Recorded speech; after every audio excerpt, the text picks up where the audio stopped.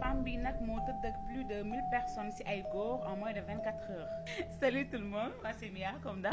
Tey nag histoire femme bi laa leen andil elle s'appelle Bonny Blue. Femme bi nag ci 2024 dafa am beneen moroomu femme am mooy ki ngeen gis ma def ci écran bi.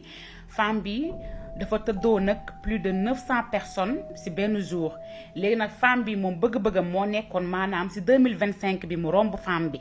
Femme bi nag li mu bëggoon def na ko ci 2025 bi femme bi tëdd na ak 1057 personnes ci benn jour 1057 personnes waaw ci benn jour loolu la bëggoon nag def na ko. Gis nga image yi ma leen wan noonu ci écran bi, gis nga image yi fii nii ci buntu appartement wam la ci suuf gis nga rang yi ni xale góor yi di rangee. Gis ngeen fii ci kaw escalier yi gis ngeen xale góor yi ni ñuy rangee. Femme yi nag góor ñi ko doon tëddee kenn fayu ko lu mu bëggoon la ma comme que femme bee 2024 bi tëddaloon nag ñu ëpp lu ëpp ci 900 personnes moom mu ne pourquoi pas